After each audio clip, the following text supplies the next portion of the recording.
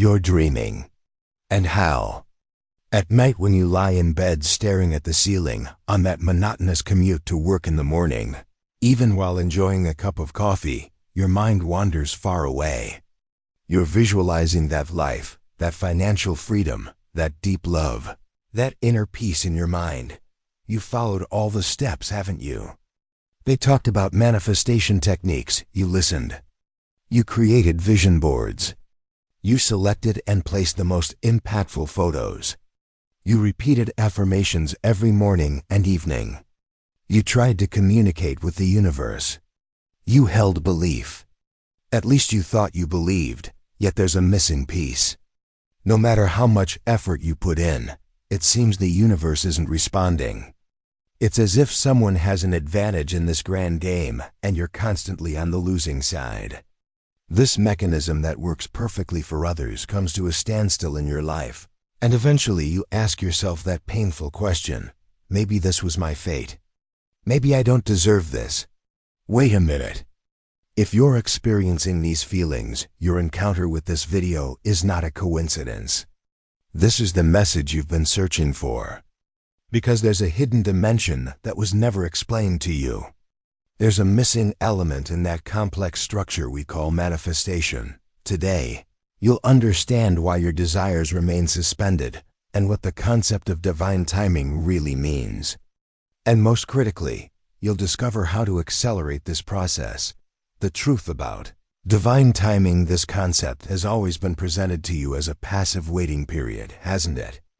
As if you're more of a spectator than a player, waiting for a giant chronometer in the sky to show the right time.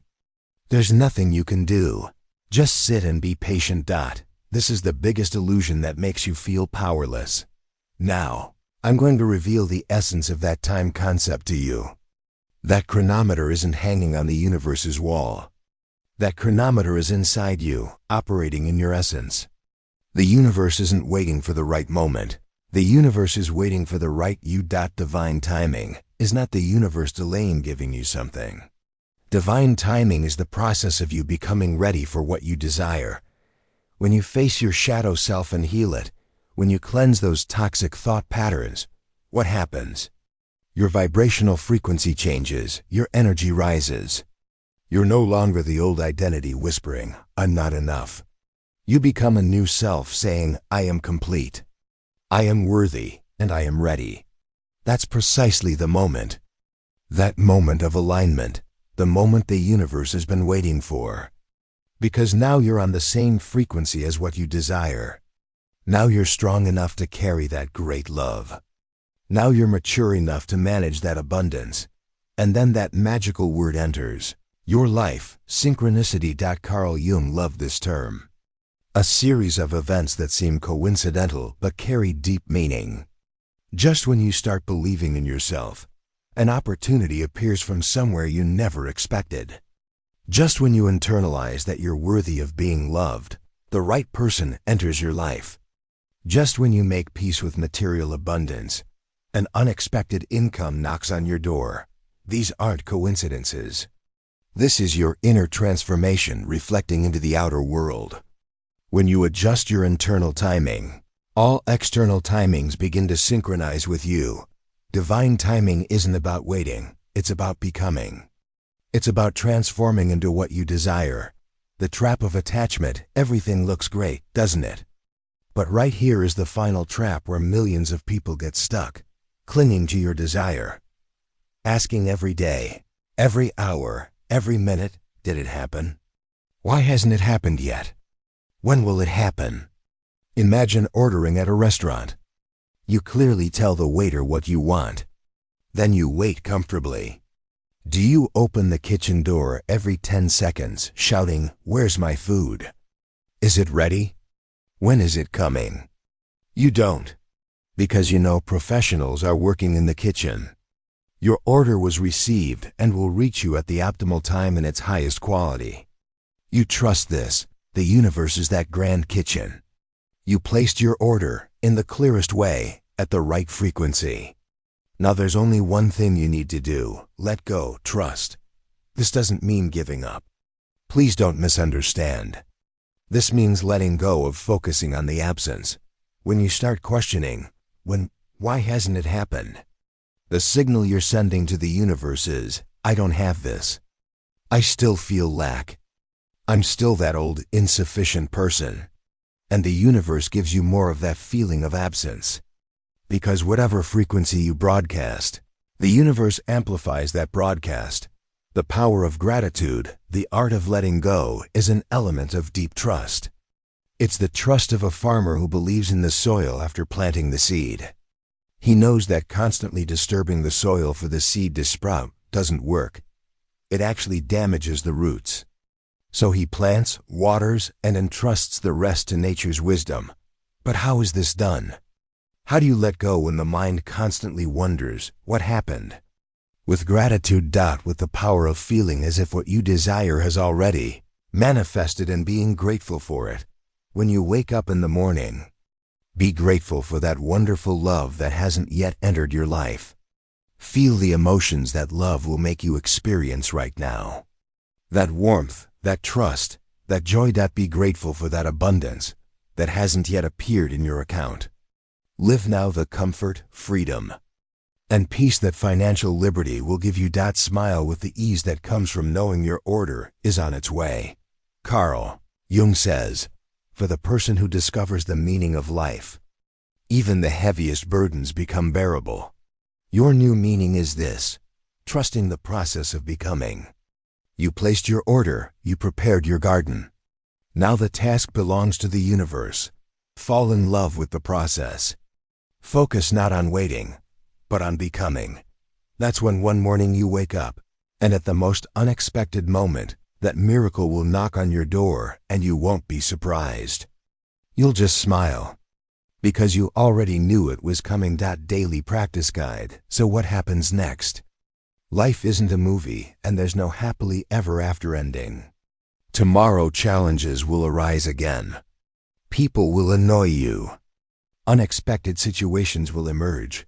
Life storms won't cease. So what will you do?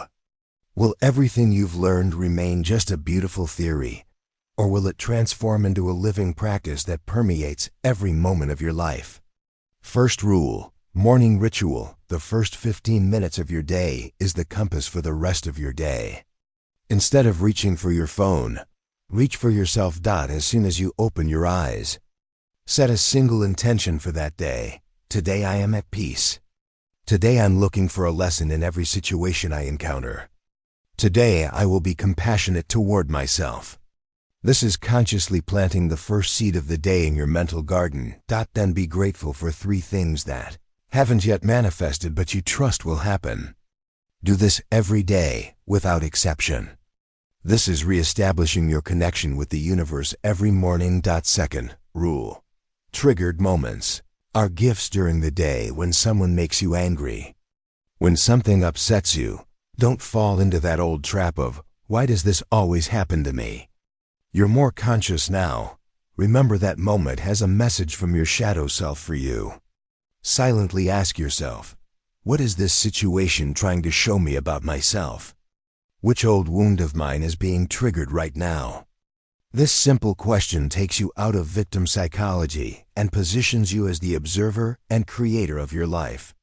It allows you to keep the helm in your hands, even in the middle of a storm. Third rule, collect evidence of abundance.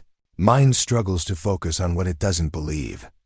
So give it evidence. At the end of the day, write down 3 small things that went right. A stranger who smiled at you on the street, a perfectly brewed cup of tea. A small task you completed at work. This programs your mind out of constantly searching for lack and problems, and into abundance and solution-finding mode. You begin to notice the small synchronicities, those little miracles. And whatever you notice, you multiply. The essence of transformation.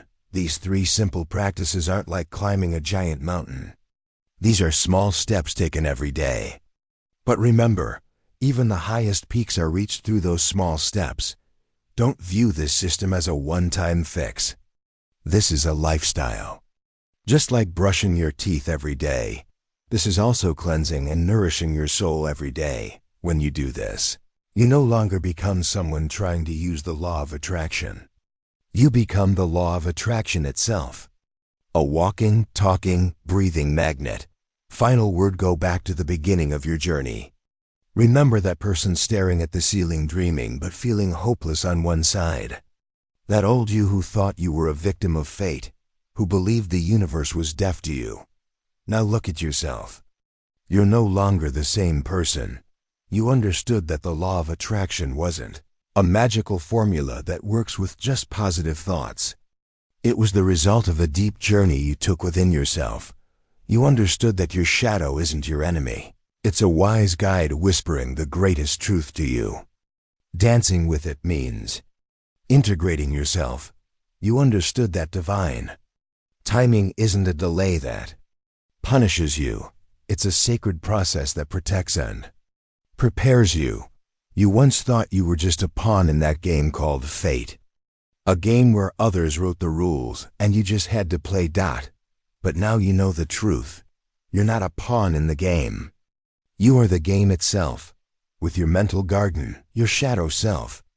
That universal clock within you. You are a living, breathing universe. The real issue isn't asking the universe for things. The real issue is transforming yourself to come to the same frequency as what you desire. The real prize isn't that car, that house, that love you want. The real prize is the person you become in order to attract that desire to you. That person who has faced their fears, embraced their darkness, trusts themselves, whole and complete. That's the real treasure. Carl Jung whispers once more, one does not become enlightened by imagining figures of light, but by making the darkness conscious. You became enlightened. You shone a lantern on your own darkness and saw that it wasn't a monster to be feared, but a lost part of you waiting to be understood. The law of attraction isn't magic, it's a mirror. It simply reflects back to you who you are inside. And you now know who you are inside. You're no longer someone desperately chasing their desires. You are a center toward which your desires gravitate. A center of gravity, a center of attraction. The game isn't over. It's just beginning. And this time you're making the rules. The pen is in your hand. The page is blank. Remember, you're not a part of this universe. The universe is within you. Now go and write your own masterpiece. If you found this video helpful, don't forget to subscribe and hit the like button. This way you can help more people begin this journey of inner transformation. You can also share your manifestation experiences with me in the comments. Let's grow together.